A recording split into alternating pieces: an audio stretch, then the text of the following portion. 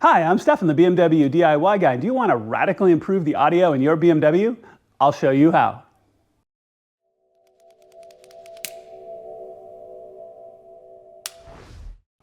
All right, y'all, we're going to be installing the Bimmertech Signature line of speakers into this beautiful BMW M4 convertible. Now, a couple of things. Bimmertech has been making fantastic speaker upgrades for quite a few years, and the Alpha ones are great. I've run them in 4 of my cars. I've installed them in dozens. They are a huge upgrade over the anemic Hi-Fi or even the Harman Kardons. This particular car has the Harman Kardons, but the owner wanted to go one step further. Bimmertech has the new Signature speakers. These have been designed from the ground up, about 2.5 years of design to make these, to compete with any speakers you want to put in your car, to compete at that level. I've already done 1 install of these and I am incredibly impressed, and the owner wanted to take his gorgeous M4 and add audio worthy of his car. Now I'm going to walk you through this entire process.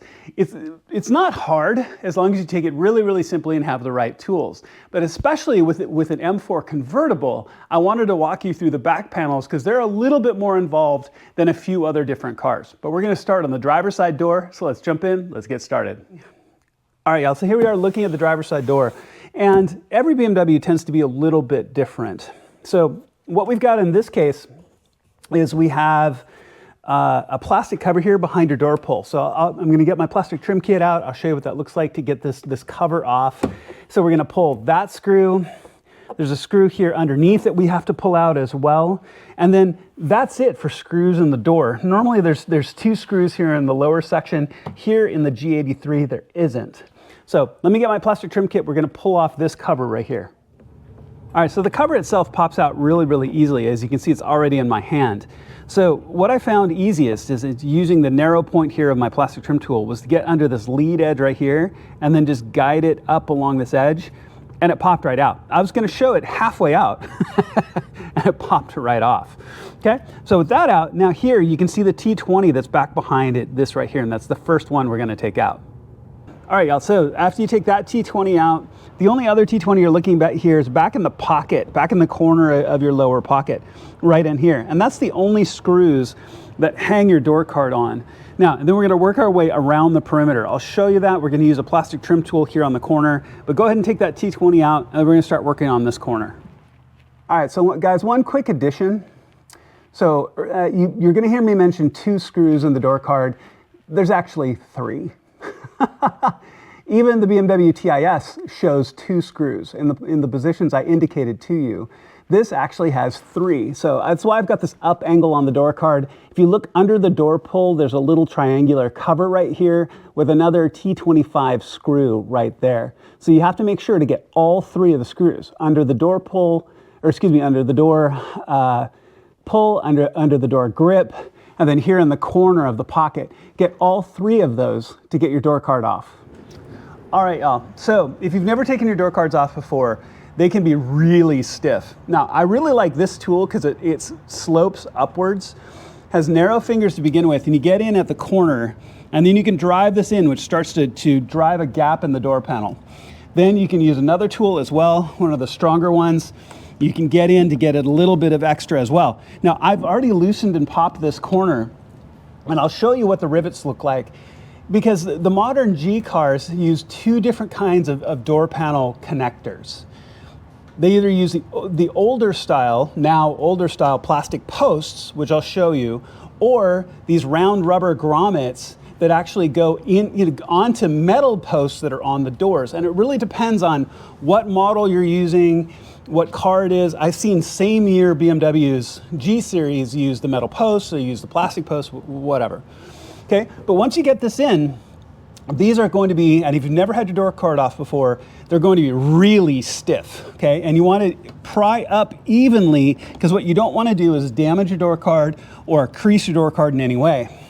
I've already popped this corner, so what I usually do is I'll put my fingers my thumbs against the door card and pull. So let me see if I can get some of these to pop for you on camera. There you go. Yep, like this corner, really tight. You hear those really loud pops as we go through. That's normal. You may not think it is, but that's normal as we get through. We just work our way up, and this is really stiff. I can tell you these have not been off before since the factory, so they are really stiff. There we go. Once you see the door card starting to hinge, now I've got one more post on this side I need to let go.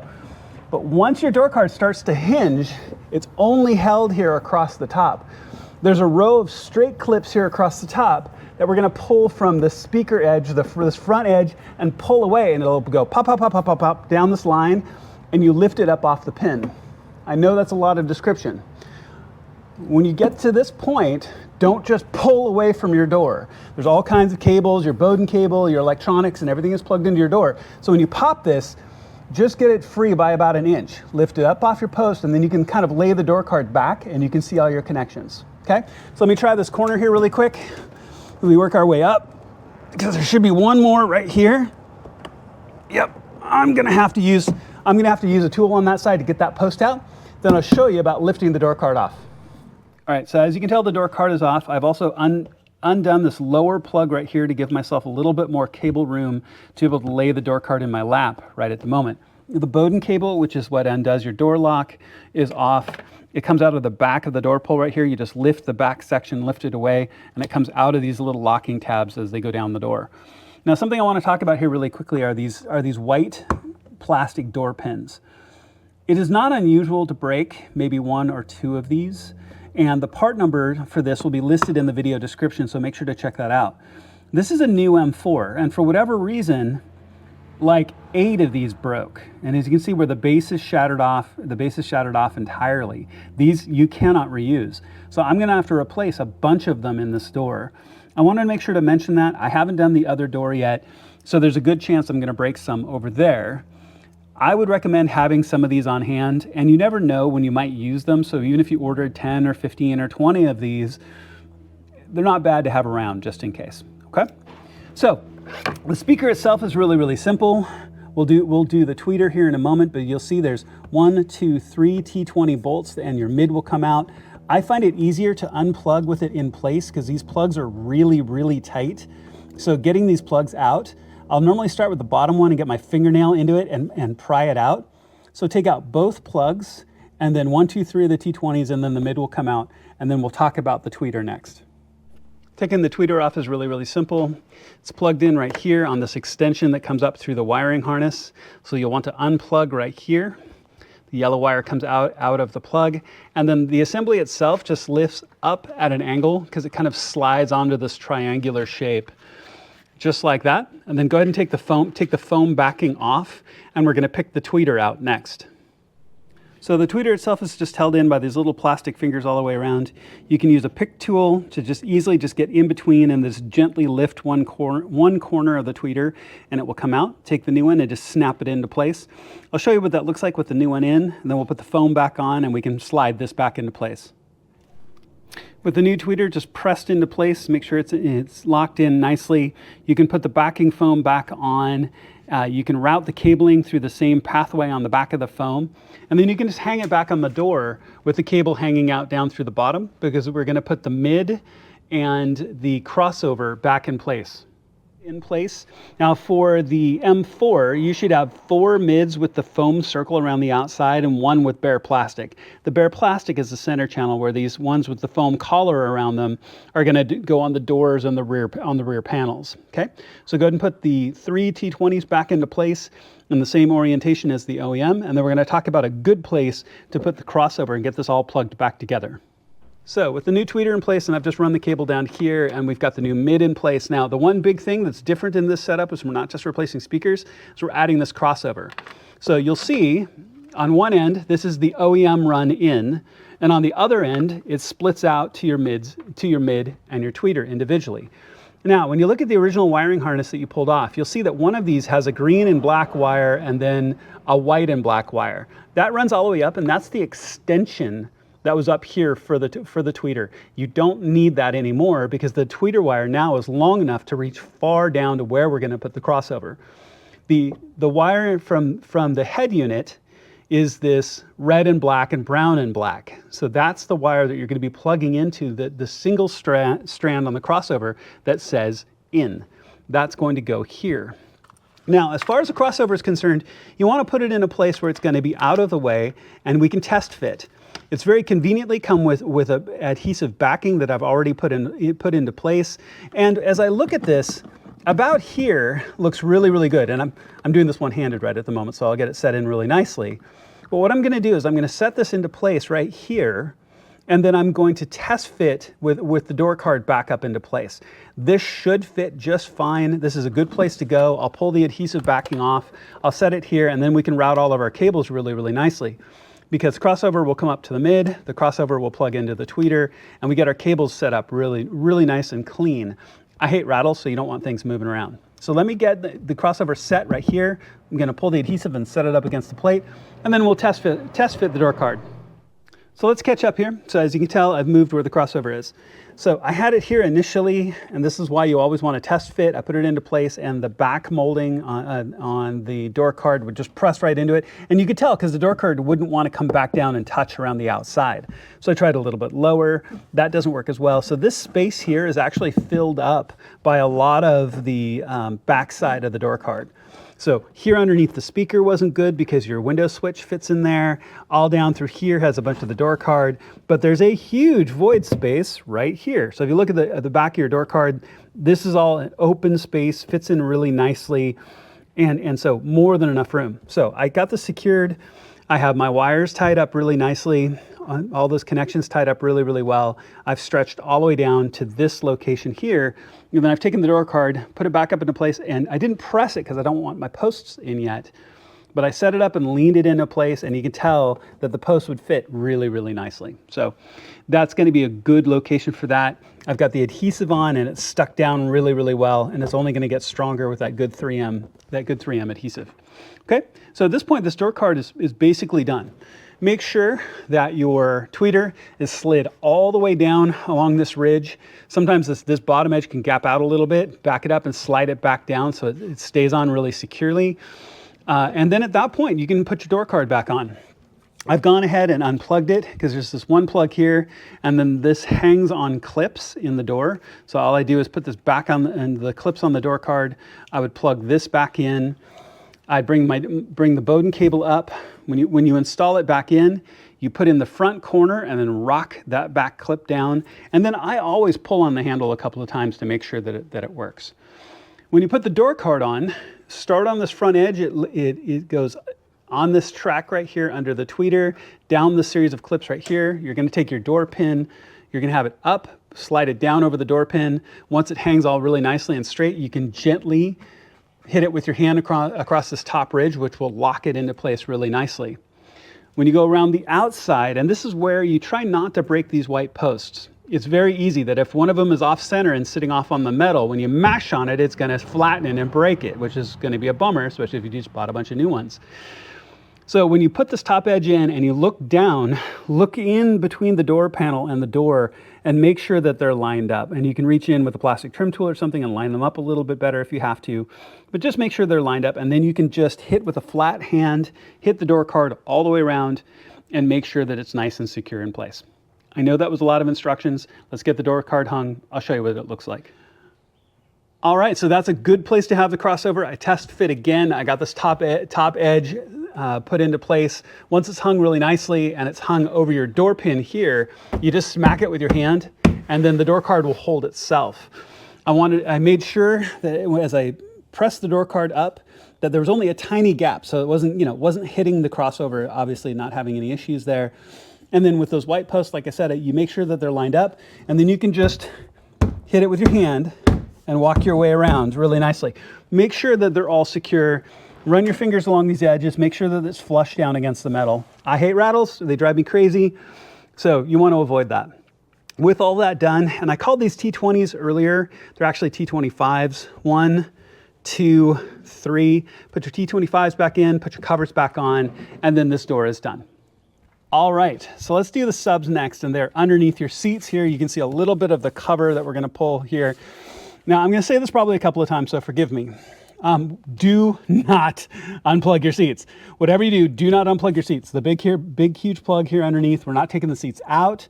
We're not unplugging the seats because we're not disconnecting the battery, because I want to have power to move the seats forward and back. So when you run the seat back, you're going to see right here a big bolt. This is either going to be a T45 or a T50. It's usually a T50. And you're going to pull the two front bolts, run the seat forward, get to the two back bolts. And then I usually will center the seat about in the center, and then just take the whole seat and tip it backwards into the back seat. Do not unplug it. The reason why is because with the battery connected, which we need to have to run the seat forward and back, if you unplug your seat, you're probably going to get an airbag error. They're very hard to get rid of, and you're very likely going to end up at the dealership for them to clear that airbag error, okay? You can avoid it very, very simply by not unplugging your seats. Okay, so run your seat back, take out the T45s, run it forward, take out the T45s, and then lean your seat back, and we'll pull the cover off next. So the seat is leaned back. You can just brace it up with something. Again, don't unplug it. You've got the cover here. You've got 4 T20s, 1, 2, 3, 4 in this corner, and then this will come out. Now, we may end up having to take the door trim here off the side, which we're going to do anyway when we get to the back panel. So now is probably a good time to pull this door trim. It's really easily done. Just get your fingers up under this lead edge, because there's a little locking tab right here that pushes inward on this corner. So pull that out and then just pull upward. There are these white plastic clips that it sits on, these posts, and this usually pulls away from them and leaves them behind, just like that. And it did. So as you can see, I think only one of these posts came out. You can see 1, 2, 3, 4 all down this line. They stay behind. That's okay. We'll pull them out with pliers here in a little bit, but we're going to have to move the carpet when we deal with the sub here in a second. Now, talking about the sub, we've got one of two situations with the sub, and I'll explain now, and I'll show you here in a second. The sub goes into a box. The sub is one of two things. It's either screwed down, 1, 2, 3, 4 screws in the corner. They're usually T20s, or it's glued down. I've not found any pattern to the behavior. Same year, same model. Some can be screwed down, some can be glued down. You never know until you pull this. So I'll show you either one once we discover if these are screwed down or glued down. Pull the covers and we'll figure that out. All right, well, we got really lucky in this case. If you see, you can see the silver T20 screw here. There's also one on that corner and one on that corner, which means you just pull those out and then the sub will come out. The plug for the sub is over on this side underneath the carpet right at the moment. It's got a little depression tab. You pull that and pull it out. Quick note, when you put the new sub in, make sure that plug is seated in fully, and I usually pull back up on it a little bit because there's been times where I could have sworn I had that plug set in well and it was loose and I've got a sub that doesn't come on. So make sure that's locked in well. So let's talk about just in case you were glued in. If you look up here at the top, you'll see a 10mm nut. Sometimes it's a post, sometimes it's a bolt, but in this case it's a nut on a post. You'd pull that nut off and then pull the entire box out. This entire box that the sub sits in right here would come out. Starting from the plug side, you can use a heat gun at very low heat. Let me stress that, very low heat, to just warm it up a little bit, because the bead of glue runs between the sub and the box itself. I usually will take like a long, narrow screwdriver from the plug side and slide it in between the sub and the frame, heat it up a little bit, slide in the screwdriver to crack that glue bead. Once it cracks away, it comes out really simply. I've gotten pretty good at it, and it comes out pretty quick now, but it will come out. You just got to be patient with it and pry it out of the box. In this case, we don't have to do that. So 1, 2, 3, 4, take those out, and let's pull the sub out, and let's get the new one in. So here we are with the new sub. The other one just lifts out. You can see it's got holes. We're going to put it right back in the same place. And we just fit it down into the box, which is a little bit hard to do one-handed right at the moment. So the plug side goes on that side. Just slides in really nicely, just like that. So then just put the same 4 screws back into place, lay your carpet back down, put the cover back down, and put those T20s on. Go ahead and keep the door trim off, because we're going to take it off later when we get to the back panels, so go ahead and keep that off. But you can actually put your seat back into place, but we'll deal with that in a second. So secure your sub, secure your cover, and then we will put the seat back down. With the cover back in place and secure, and again, make sure to check that sub plug. Push it in and pull it back out hard, because this one actually fought me as well. I mentioned how I had one that fought me before. This one I'd push in really hard and it would pull right back out again. So I had to make sure that locking tab was in place and it wouldn't come out when I'd pull on it. So that's good. The cover's back on. I flipped the seat back down. And then all you have to do is just line up the bolt holes. Now, one thing about these T50s, because in this car they are T50 bolts, I will normally just hand tighten them down because you do want to adjust. You can see the seat's going to move a little bit, the frames move a little bit. You're going to want to be able to move it a little bit as you get those bolts in, because clearances are very, very tight. So all 4 bolts will be finger tight before I actually torque them down. You want the torque values, make sure to check the video description. I'll have the torque values listed there. But go ahead and get all 4 bolts back in and then torque down and you're good to go. I'm not going to show the other side because it would be the exact same process. So we've done 1 door, we've done 1 sub. So now you can do both doors and both subs, and then we'll move to the back panels next. All right, so doing the center channel is easy. I've already got it pulled off so I could show you what I mean. They've got all these posts all the way around, so you want to get 1 plastic trim tool kind of underneath, and then use another to just gently work your way around. This is really flexible plastic, so if you cranked up on it super hard, you would crack this cover, so don't do that, okay? So go ahead and pull that off and set it aside. Now, looking at this, we're gonna wanna pull this tray that this sits in. There's the screws that hold the mid in, and the tweeters secured from underneath, but if you look 1, 2, 3, 4, this whole tray will come out, because we need to get to the space for underneath for the crossover. Okay, so go ahead and 1, 2, 3, 4, take those T20s out, and then this whole tray will come out, which will also make it easier to mount the new mid instead of dealing with the short angle here between here and the windshield. Okay, so go ahead and take those out, pull this out and unplug it from the line that comes up from the head unit. All right, so you can tell the tray is out, but I've already replaced the speakers because it's so simple. Just those 3 screws, you put in the new speaker. The tweeter pushes out the bottom, and so you just press it back in from the top to get the tweeter back into place. And then you can set this aside for the time being. Now, when we look at this, now the challenge is going to be, where do you put the crossover? Directly underneath the speaker, there's not enough space. But what I have found is right here, and this is on the screen side. So here's the edge of the screen. Right here, if you reach back in, there's void space here underneath the dash. So if you press this down, and if you also notice that this vent material is kind of a soft cloth, so it's possible to put a little bit of an extra gap right here as I'm pressing this down. And I know it's hard to see, but I'm pressing this down. I can fit the crossover, slide it into that space, which is what I also did on an install on an M2. So I'll get the crossover, I'll slide it into space, and I'll show you what that looks like, and then we'll test fit to make sure, but I expect it to fit. All right, so when you look, on the camera angle, it looks like there's a lot more of the crossover stuck out than there kind of really is. When you look from the other angles, it's jammed in there about 3/4 of the way underneath the dash. And if you also notice, it'll press down a little bit.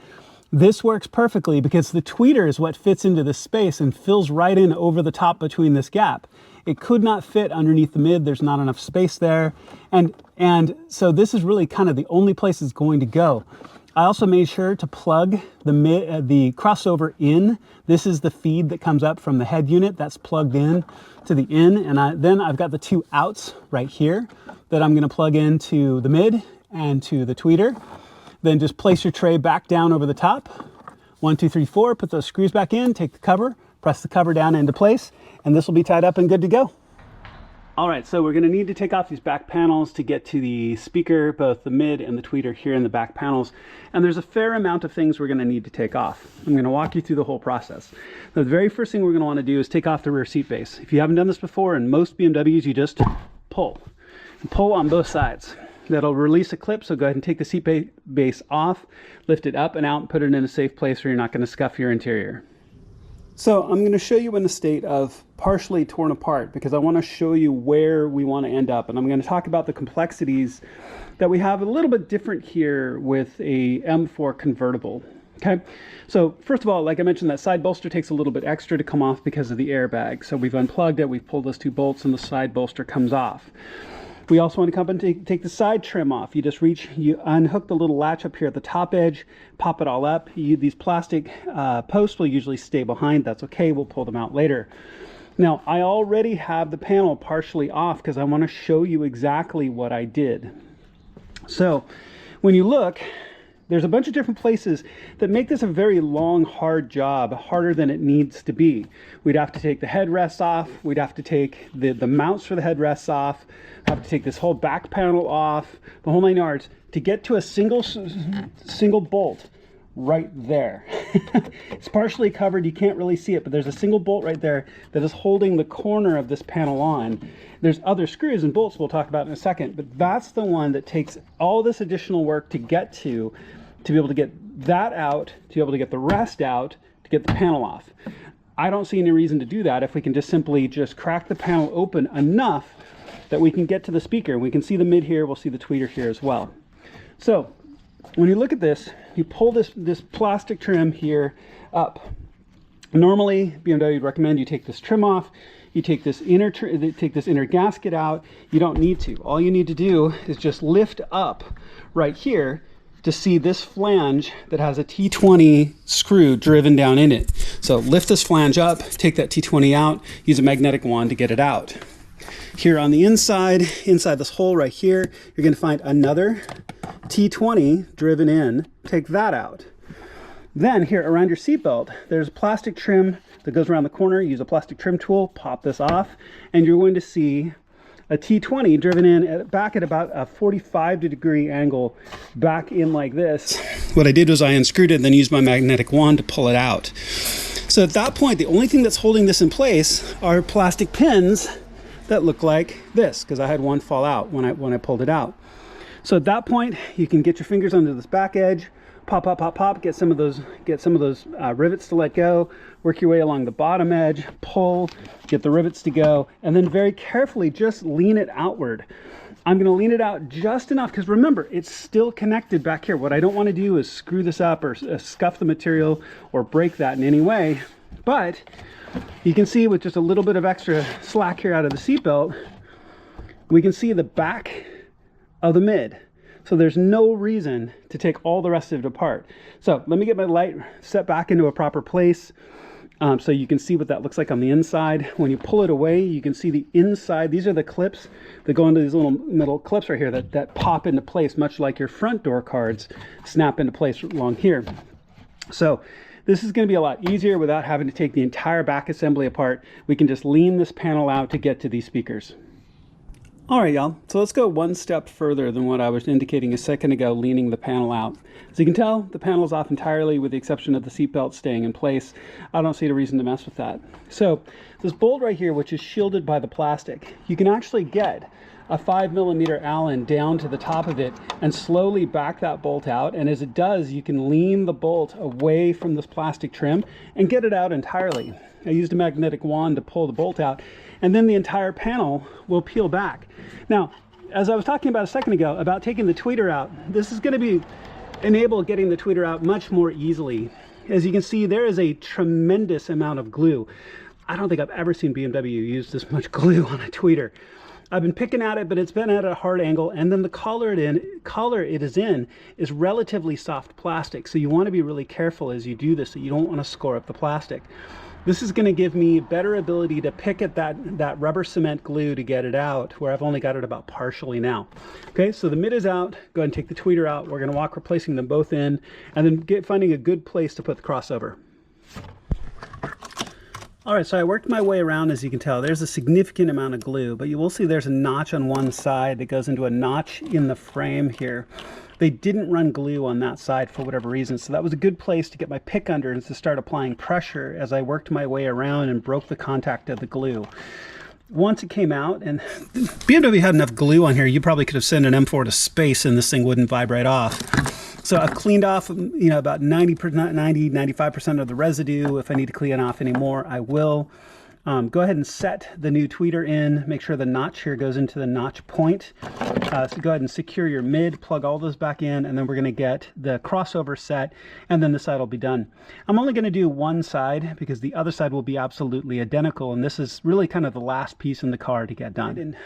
All right, so the new mid and tweeter are in place. The tweeter is in very securely. If for whatever reason you wanted to, you could always run a bead of rubber cement essentially around that perimeter again. I don't see it coming out. It's in really solid, so I'm not worried about it. You can flip the cotton material back into place, and this is one advantage of having the panel laid down. You can see where everything hooks up really nicely. Let's just go over those little hook tabs. You can put the big bar of foam back in place. It comes up and goes over this post, partially covering the mid and up around the corner and up here on this upper hook. Now, the crossover, which is all plugged into the mid and the tweeter, I have the adhesive on. It looks like from cable length, it's going to go really down really well. It's going to go very well here, really, really low. There's a lot of big void space here between the side of the seat and the side of the body, so it's going to slide down under there very easily with enough cable length, which should just be fine. So I'll peel the adhesive off and set it down there. And then at that point, it's just going to be a matter of leaning this panel back up. Now, check all of your white plastic posts. They go around the perimeter. Make sure that none of them have fallen out. Remember, I had that one that fell out here, so I'm going to need to make sure to put that back. So check those all around, or if any of them have stayed behind, because sometimes they'll stay behind in the body. Little less common here with the back panels, but sometimes can happen. If they break, if for whatever reason the little backing part of the tab right here breaks off, you can get more. And you know, remember the issues we had with the front doors. I'll have the part numbers for these listed in the video description in case you've broken any. I bought a bunch of just spare, just in case, because these do tend to break from time to time. Okay, so get caught up to here, get all this installed, get all this set, replace any of these that are missing, put it up into place, lean it in, and then we'll make sure it's sealed here really nicely across the top, and we'll make sure it's settled really nicely, including that back post. All right, so just start to angle it back into place. Remember, if you're doing the same way I am, you want to tip this corner in first, so this flange goes underneath here, and we'll get that bolt back in. And then you'll want to get this corner in, because this is the one that goes under this plastic trim with these little posts. So you want to peel this up so this can settle down into place. Once that's all settled in, these clips here are going to go onto these little V-shaped posts or clips here. They'll go into place, and you can bang it in with your hand and then hit it softly with your hand all the way around to get those white rivets to settle back in really, really nicely. So all good, all back in place. Go ahead and get caught back up to here, and then we'll put all the bolts back in, and this side will just about be done. All right, so hook that corner, kind of settled it back into place. I used the hole back here as well underneath this rubber gasket as kind of a guide, because you could tell if I was sitting too far forward, it wouldn't be as centered on that hole. So kind of pushed it back and inward to get it set. Sets down over your mount for your seatbelt. Once that's all set into place, all of those clips should line up. You just hit the edge with your hand, walk your way down the body to get those white posts to settle in, and then go ahead and put all your screws back in. Here, here, here, and the one back here at that 45-degree angle that drives back. Those are all T20s, except for that one here, which is 5mm. Get all those back into place, and this side is almost back together. All right, with all those bolts back in, there, and here, you can get your side bolts to put back in. Remember, there is a hook down here on the bottom that goes into the loop right there, so it's going to come down and in. Then you can put the 5mm bolts back in here and down at the very bottom to secure that. And then this side will be pretty much done. So at that point, go ahead and do the other side if you haven't done that yet. Check through all the rest of your install. But if you followed everything in the same order, at this point, you're done. All right, so once you have both sides done, you can put your back seat bench in. We'll talk about that in just a second. You can put your side trim back on. Take a pair of pliers and gently pull out all of those white plugs. Put them in the back of the trim. Line them up in the holes and smack your trim back down into place, and press that little side tab in on the trim, and then your side trim will be back on. Your rear bench goes in, tip in the back first, bring it down. But if you notice, seat belts. So what I'll normally do is I'll put the back edge in, I'll reach underneath and push the seatbelt receivers back up into the holes. If you have any problems where they don't seem to want to stay, I will tuck my seatbelt and lock it in there and help pull it through, and then just smack the lead edge down to get it back over those three hooks across the front, and you're good to go. All done, all back together. All right, y'all, all done, so go ahead and clean up and put your tools away. And I'm really glad to show you this process, because obviously the M4 convertible is a little bit different than a sedan or wagon. Those back panels are a little bit harder to get off, but you can tell with just a little bit of time and a few simple tools, you can walk through it really quite simply and save yourself the install costs of having someone else do it. I'm really grateful for Bimmertech. These Signature speakers really are fantastic. We've got them installed in this M4. I have them in my own M2. This makes a huge difference if you really want quality audio on your daily drive. Thank you so much for watching. I really appreciate it. Please make sure to click like and subscribe. It makes a genuine difference to my channel, and I would truly appreciate it. I'll see you on my next video.